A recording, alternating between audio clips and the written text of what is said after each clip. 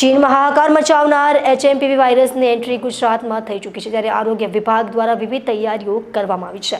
આ સાથે જ સુરત સિવિલ હોસ્પિટલ દ્વારા પણ આ મામલે પૂર્વ તૈયારીઓ કરી લેવામાં આવી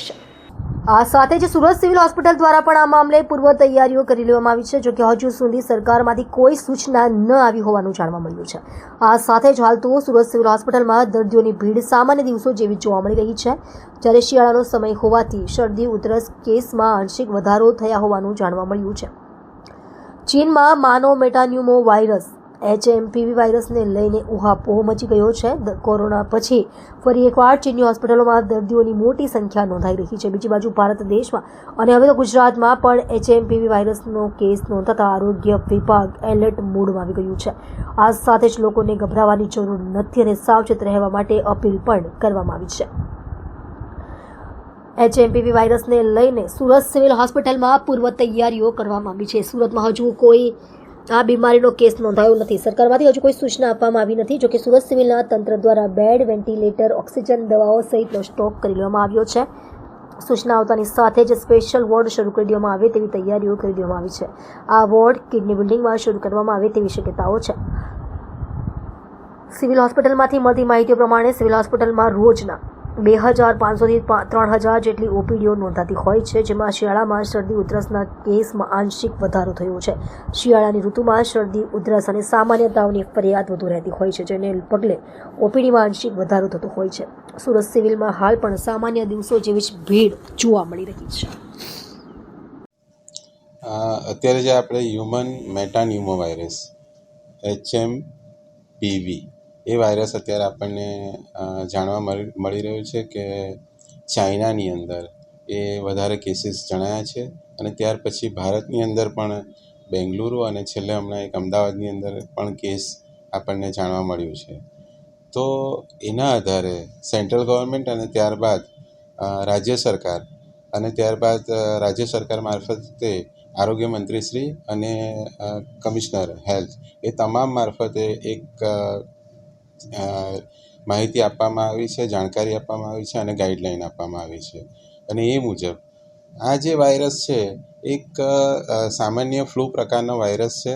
અત્યારે 2001થી એ વાયરસ એક્ઝિસ્ટ કરે છે, આપણા હવામાનમાં છે જ, અને એ વાયરસના ટેસ્ટિંગ પણ અત્યારે જેમ આપણે કોવિડનું ગયા વખતે જોયું, કોવિડ છે અથવા બીજા વાયરસ છે, એ પ્રકારે જે ફ્લૂના જેટલા પણ વાયરસ છે એનું જે ટેસ્ટિંગ થાય છે એમાંનો જ આ એક વાયરસ પણ છે, જેની અંદર આપણે ટેસ્ટિંગ કરી રહ્યા છીએ।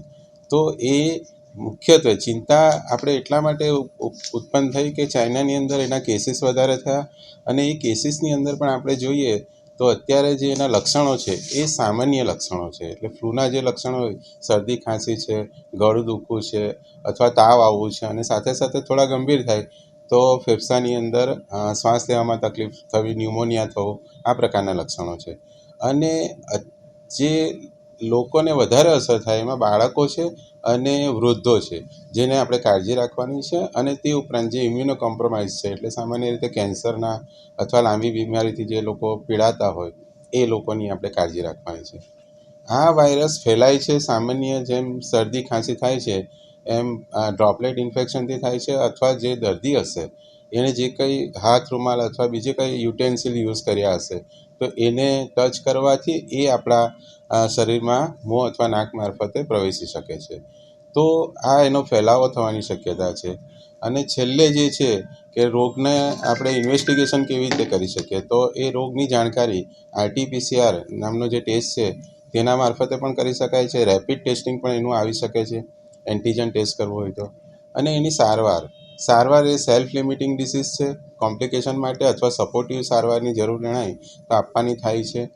અધરવાઇઝ વાયરસની અંદર જેમ જાતે જ એના સમય બાદ એ રોગ નાબૂદ સારો થઈ જતો હોય છે, એ પ્રમાણે સારું થઈ જાય છે।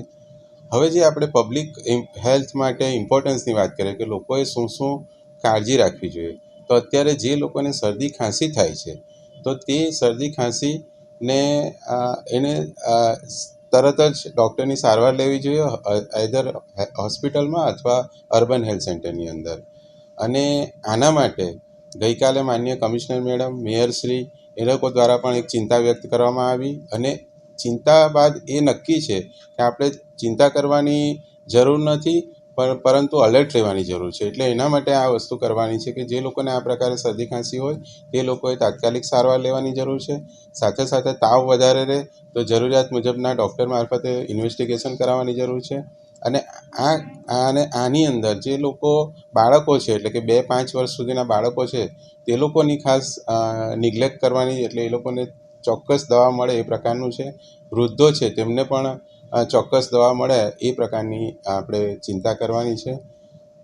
જે દર્દી હશે એને શરદી ખાંસી થાય તો અચૂક પોતાનો હાથ રૂમાલ વાપરે અથવા સાઈડ ઉપર એને કરે. સાથે સાથે વારંવાર હાથ ધુએ, સેનિટાઈઝરનો ઉપયોગ કરવો હોય તો તે પણ કરે. અને સાથે જે દર્દી હશે એના ઘરમાં એના જે સાધનો છે, વાસણો છે અથવા એના કપડાં છે એને યુટિલાઇઝ નહીં કરે. તો આટલું કરવાથી આપણે એનો ફેલાવાને અટકાવી શકીશું. સારામાં સારી વાત એ છે કે આની અંદર એડમિશન, જે લોકોને શરદી ખાંસી થાય છે એમાંથી એડમિશન ખૂબ જ ઓછા થાય છે. અને જે એડમિશન થાય છે તેમાંથી પણ મોર્ટાલિટી એ ખૂબ જ ઓછી છે. એટલે આને ચિંતાનો વિષય નથી, પરંતુ ચોક્કસ એલર્ટ રહેવાની જરૂર છે. એટલા માટે આપણે સૌ ભેગા થયા છે. એટલા માટે માનનીય કમિશનર મેડમ અને માનનીય મેયરશ્રી અને સાથે સાથે રાજ્ય સરકાર એ બધા જ તમામ લોકો એલર્ટ છે.